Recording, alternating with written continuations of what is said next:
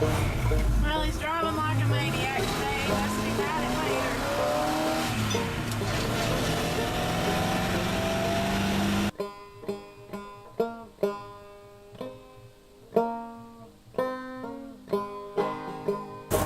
Alright everybody, it's a real cold morning.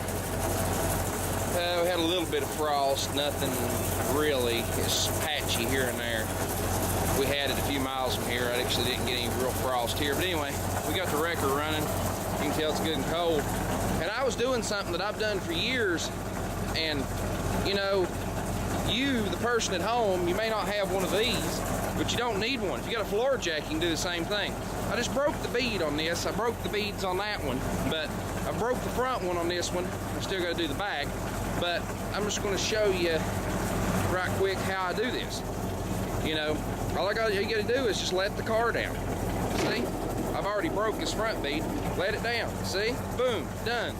And if you've got, you know, if your wheels are pretty and all, you might put a little piece of duct tape across the face of your wheel or something. And you don't have to let the weight of the car clear down on it. It'll pop off. But, you know, I've broke tires like this for years. I don't own a tire machine. This is how I salvage aluminum wheels. See, my tire is pretty well broke down. I'm just going to walk it down. There we go. It's broke. Tire's broke on the front. Let's flip it over. Shove it in there. Now this is trial and error. You got to get real close, but not too close to that rotor, or to the edge, the rotor to the edge, as you can see. You know, this is probably not something I would really do on my daily driver this way, but it works. These tires are good too. We want these tires. So, yep, see, I made it. Perfect. Put the whole weight of the car on it. The back bead's harder to break than the front. See, it just pushed it down, it didn't break it. All we've got to do it is turn the tire about yay and do it again. It should pop down. Ah, see, you got to be careful doing that. You can miss.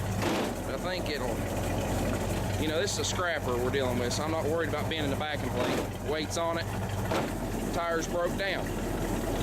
So, you know, yeah, it costs you a little bit in fuel if you got a wrecker to do it, because you got to leave the truck running. If you're like me and got your exhaust coming out the back like a moron, you know, you're going to get some exhaust, but see, the tires broke down. Now I got to just peel them off the rims. Best thing for that is just use a little tire shine, squirt a little around it, makes them good and slick, but make sure you just keep it around the bead. If you get carried away, you're in trouble. But anyway, the front two, I'm going to have to do a little different. I'll have to run them over with the truck to break them down.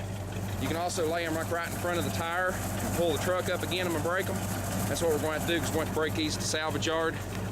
Because my buddy Clay here is really in financial distress. You probably have seen him on another video by now, but he took in some, I think it was his wife's cousin's kids, to keep them out of state custody, and there's 4 of them, and he really put a major financial hardship on him. He had a title loan on this car. It's $348 worth of title loan. So I've really got to scrap this car out, and I have. I didn't video it because it needs to be taken care of. It's got to be paid today, or it's another $50, and I'm bailing him out, so I really can't, you know, can't afford to put money out that I don't need to. Radiator, air conditioning, condenser's gone. All a sledgehammer. You can have seen me do this to an Oldsmobile before. Sledgehammer. We got the evaporator core. We've got windows are broke, by the way. See, we've got, there's the radiator, there's the cores, there's a heater core and the old one that he replaced in it. There's your transmission cooler right there, a little long tube, that's brass. There's the catalytic converters.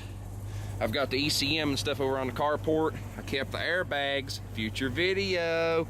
Anyway, I got the lighting control module. I've got the interior light, Polly, and he's got some numbers after it. You've got a cop car. You're up in Chicago land somewhere. I kept some tidbits and pieces. If you see this video, shoot me your address. I've got you a lighting control module that will fit your earlier one for sure, that you can have. I don't really have a use for it, and it's good. I rebuilt it not too long ago, so I don't really keep any of the older ones. But I got some few other odds and pieces that I kept off this car. It may do you some good too. I'll throw in a box, send it to you. So, but anyway, I wished I could have put an all offers out, anybody needs anything type thing, but just really didn't have time. Time you see this video, this car will be gone a week. So anyway, I've kept a few tidbits. You can always ask, there's a chance that I kept it. So, but anyway, Let's cut off old Steamy there. Yeah, it's cold out here. My breath's doing the same thing. And you know, it's just a sign of a good exhaust system. You get steam coming out the back of one on both sides. See y'all.